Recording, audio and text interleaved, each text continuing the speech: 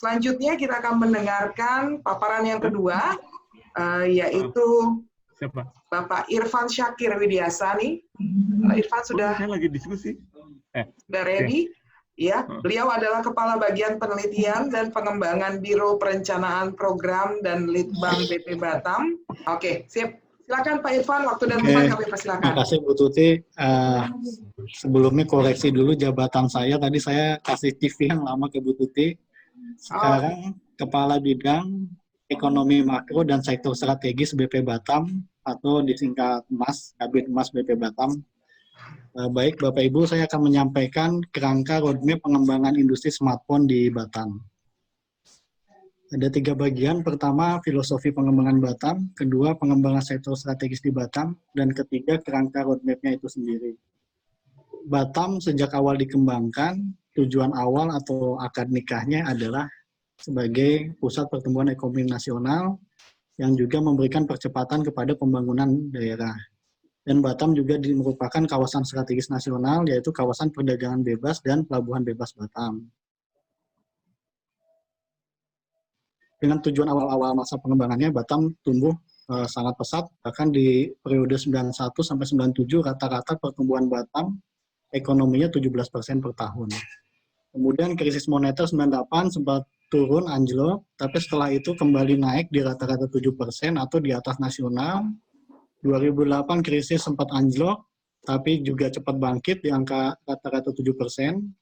Namun setelah 2014, perlahan-lahan pertumbuhan ekonomi Batam stagnan.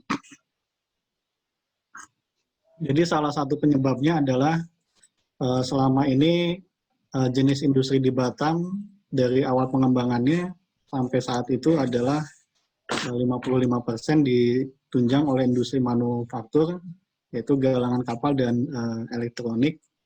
Jadi perlu dikembangkan sektor-sektor tambahan, sektor-sektor strategis lain, dan yang sudah ada ditingkatkan. Nah, melalui kajian panjang dari 2011, bersama-sama dengan semua stakeholder di Batam dan juga menggunakan konsultan Paul Sullivan salah satunya, yang merupakan konsultan yang digunakan oleh Johor Iskandar juga. Ada 4 kategori sektor strategis yang akan dikembangkan di Batam, yaitu kategori manufaktur, itu ada smartphone salah satunya. Kemudian ada juga logistik hub, jasa, dan pariwisata. Nah, latar belakang penyusunan roadmap pengembangan industri smartphone, ya pertama agar ada acuan untuk pengembangan industri smartphone di Batam bagi seluruh kepentingan agar terintegrasi dan sinkron dengan dokumen pembangunan yang lainnya. Yang kedua, untuk memaksimalkan potensi industri smartphone untuk mempercepat pembangunan di Batam sesuai dengan daya dukung resources yang ada di Batam, demografi, ekonomi, dan industri. Dan juga untuk meminimalkan dampak negatif industrialisasi. Nah, kedudukan penyusunan roadmap smartphone ini, di antara dokumen perencanaan yang lain, tentu kita harus mengacu kepada rencana induk pembangunan nasional, provinsi, dan kota, juga rencana pembangunan jangka panjang, jangka menengah, dan rencana tata ruang, di mana Batam sebagai kawasan perdagangan bebas, rencana tata ruangnya itu diatur oleh Presiden, yaitu Peraturan Presiden Nomor 87 Tahun 2011, dan juga mengacu kepada semua undang-undang tentang pembentukan kawasan perdagangan bebas. Nah, jadi kedudukannya adalah ini di Renstra BP Batam tadi ada 4 sektor. Nah, sektor atau industri smartphone itu ada di dalam kategori manufaktur. Nah, jadi bersamaan dengan ini kita secara paralel juga menyiapkan semua sektor-sektor strategis yang akan dikembangkan di Batam ke depannya. Kalau kita lihat fokus utama di nasional berdasarkan dampaknya telah ditetapkan, yaitu industri makanan, minuman, tekstil, otomotif, elektronik, dan kimia. Jadi industri elektronik ya, termasuk handphone ini termasuk industri yang juga di nasional diprioritaskan. Jadi sinkron dengan kebijakan nasional. Nah, sebelumnya kita sudah juga menyiapkan roadmap dan masih juga berjalan untuk sektor-sektor yang lain seperti e-commerce, perkapalan, wisata kesehatan, dirgantara, industri 4.0, Dan juga masalah insentifnya. Insentif fiskalnya kita kaji bagaimana untuk mempermudah industri-industri ini, termasuk wisatawan kita coba reposisi lagi. Kalau selama ini Batam 3 besar nasional, terakhir Wismannya 1,9 juta per tahun lalu. Gimana kalau kita tingkatkan menjadi 7 juta gitu. Itu sebagai gambaran bahwa berbarengan kita kembangkan yang lain. Nah, pertanyaannya adalah kenapa industri smartphone ya? Tentunya melihat data prospek industri ini sangat besar, bahkan di tahun 2022 diperkirakan 1.646 miliar ya pasarnya. Mungkin saya masalah ini tidak akan, nanti lebih panjang lebarnya ada Pak Adi. Kita juga memperhatikan situasi global ya, dengan adanya perang dagang Amerika dan Cina. Ini pengaruhnya terhadap perubahan rantai pasok. Tadinya manufaktur global itu sebagian besar itu di Cina. Dengan adanya perang dagang dan juga adanya pandemi corona ini, semua negara mulai memikirkan bagaimana menarik balik manufakturnya ke dalam negeri atau reshoring atau nearshoring, ditarik dan diletakkan di tempat yang dekat. Nah, tentu ini adalah peluang juga untuk Indonesia perubahan situasi global ini. Ini tadi sudah disampaikan oleh Pak Rojik ya. Jadi berkat kerja keras semua kementerian dan juga pelaku usaha asosiasi untuk impor smartphone dari tahun ke tahun itu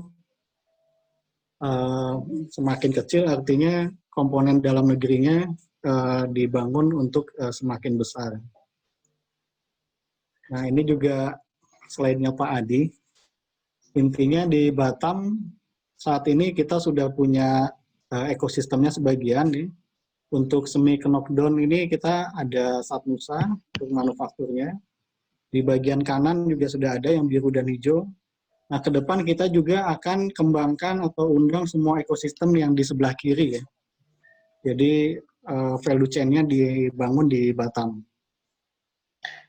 Nah, di Batam sendiri berdasarkan survei, posisi survei terakhir memang 2016. Jadi komposisi industrinya memang masih banyak yang medium low teknologi sebesar 35%. Sementara untuk high tech 17%, medium high tech 31%. Nah, tapi ini tentunya adalah modal bagi Batam ya. Batam ternyata sudah cukup besar gitu high teknologinya, sehingga untuk membangun ekosistem industri smartphone di Batam itu lingkungannya sudah sangat mendukung. Nah, ini contoh, kebetulan dari Satnusanya ada ya. Ini kita sudah punya Satnusa. Nanti mungkin bisa ditambahkan Pak, ini datanya sepertinya 2 tahun yang lalu kalau nggak salah. Baru Pak ini. Masih baru ya? Masih baru, makasih Pak. Nah, jadi sudah bisa memproduksi macam-macam handphone ya, ada Asus, Xiaomi, Sharp, bahkan buat otomotif industri juga sudah bisa. Iya Pak. Kemudian ke bagian ketiga nih, sebetulnya pengembangan roadmap smartphone kerangkanya seperti apa. Jadi ini ada 8 kerangkanya. Dan alhamdulillah tanggal 9 lalu kita ada FGD juga, mengundang Kepala Biro Perencanaan Kementerian Perindustrian, Bu Reni ya. Jadi kerangka kita ini sudah sinkron dengan kerangka nasional. Yang pertama mengenai fokus industri itu adalah sektor-sektor pilihan untuk Batam ke depan yang tadi saya sampaikan, di mana smartphone adalah salah satu bagian dari industri manufaktur. Nah, untuk perwilayahan adalah di mana industri ini akan diletakkan. Di kawasan industri, di KEK, atau diperuntukkan industri, atau di sentra industri. Kemudian sumber dayanya disiapkan, baik sumber daya manusianya maupun sumber daya alamnya.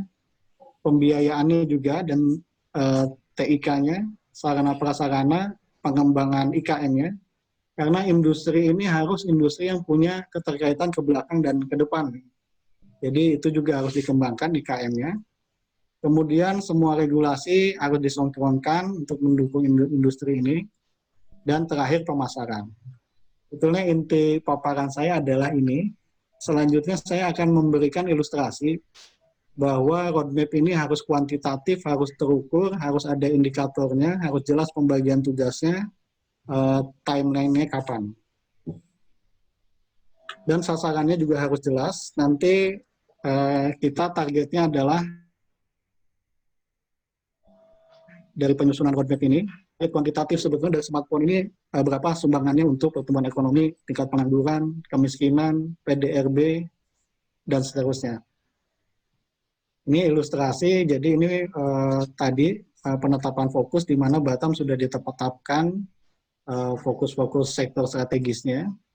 Dan untuk rencana aksinya menggunakan kerangka jangka panjang 20 tahun dan jangka menengah 5 tahun, kemudian nanti ada rencana tiap tahun. Ini gambaran program-programnya. Ya isinya ini masih ilustrasi, masih dummy ya. Hanya menggambarkan kira-kira kerangkanya itu harus ada semua ini. Kemudian untuk perwilayahannya tadi yang saya sampaikan tadi, ini sesuai dengan Permen Perin.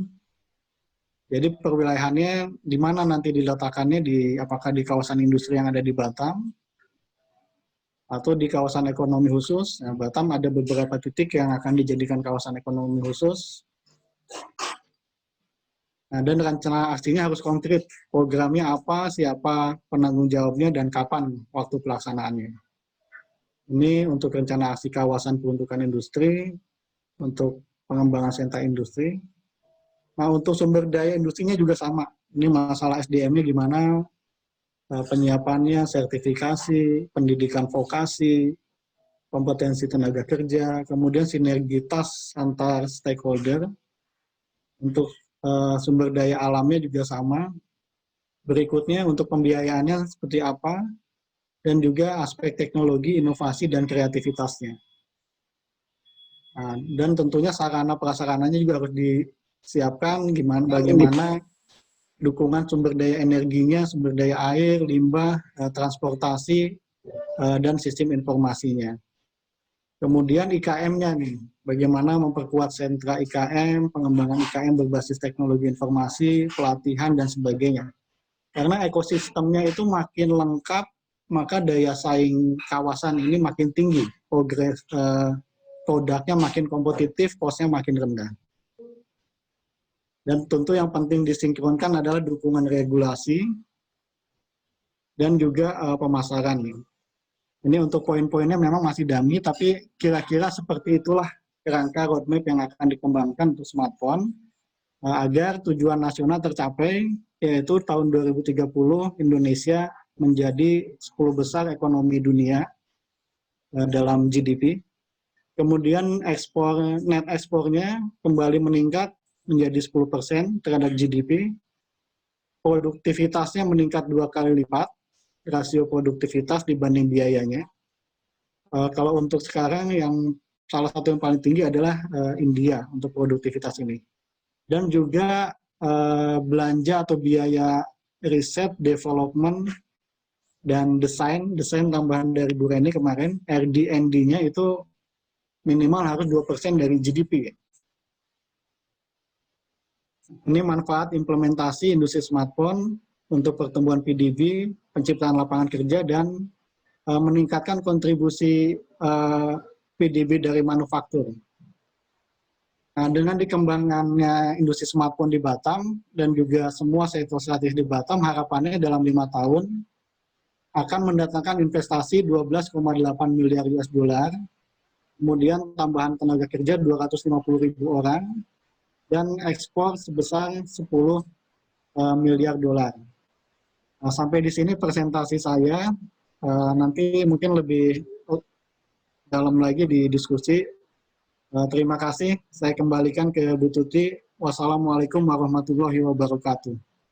Waalaikumsalam warahmatullahi wabarakatuh. Terima kasih Pak Irfan atas paparannya pada pagi ini. Tadi sudah dikemukakan oleh Pak Irfan ada 8 kerangka roadmap industri smartphone di Batam, yaitu mulai dari fokus industri, kemudian perwilayahan, sumber daya, sampai dengan pemasaran ya, ada 8. Kemudian juga